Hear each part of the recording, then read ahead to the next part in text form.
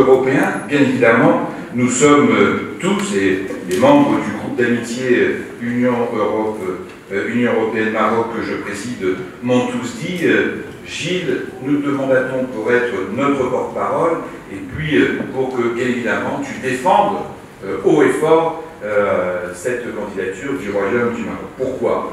Parce que l'Afrique, le continent africain, est le continent frère de l'Europe. Europe, Maroc, Afrique, voilà une verticale qui permet ainsi de dire que cette candidature marocaine, c'est aussi une candidature européenne, au-delà d'être une candidature africaine. Bien évidemment que nous avons des intérêts communs, et comme je le dis toujours et encore, l'Afrique et l'avenir de l'Europe.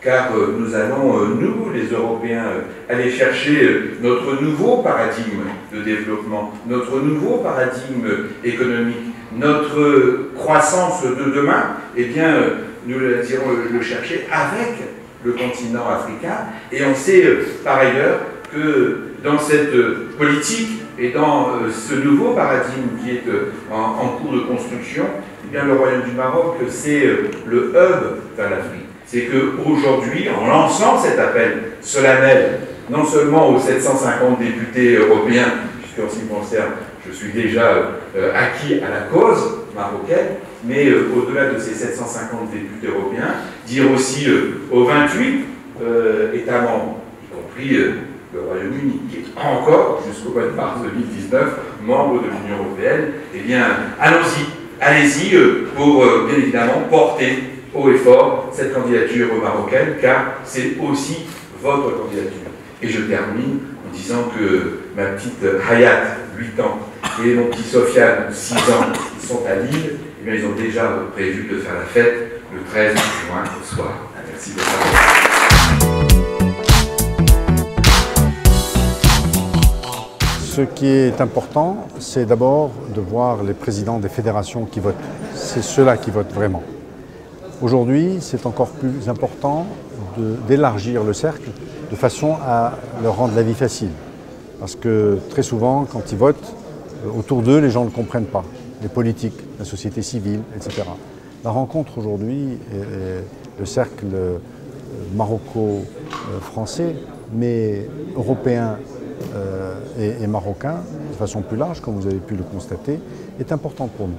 C'est d'expliquer à l'ensemble des influenceurs européens quelle est cette candidature. Parce que tant que vous ne l'avez pas vue, c'est un peu virtuel, vous n'arrivez pas à comprendre qu'est-ce que le Maroc a fait comme effort ces 10 dernières années, ces 15 dernières années.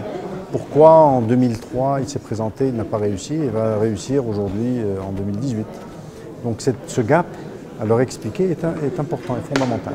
Et souvent, les gens sont étonnés en se disant « Tiens, on ne savait pas que cette trajectoire a été parcourue par le Maroc ». Donc ça fait partie du travail de la commission que je préside, de rencontrer tous les influenceurs, sociétés civiles, politiques, etc., pour leur expliquer voilà pourquoi nous avons démarché vos présidents de fédération et voilà pourquoi nous avons convaincu ou pas. Justement, les réactions, on attend une réaction de la FIFA. Pourquoi la FIFA ne bouge pas, ne dit rien? Il faudrait leur demander. La FIFA est toujours un peu peureuse de s'aventurer sur le terrain politique. Et surtout de s'attaquer à un aussi gros morceau que les États-Unis.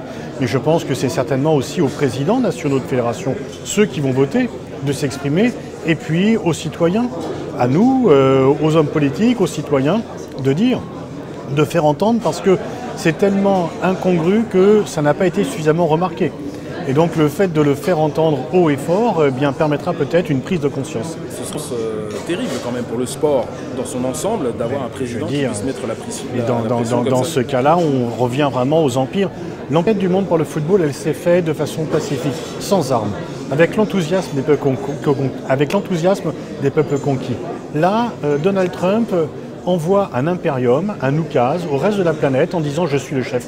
Le monde n'est pas unipolaire. Nous n'avons pas à obéir à un seul État. Chaque État est souveraineté, et chaque État est souverain. Et ce que fait Donald Trump en demandant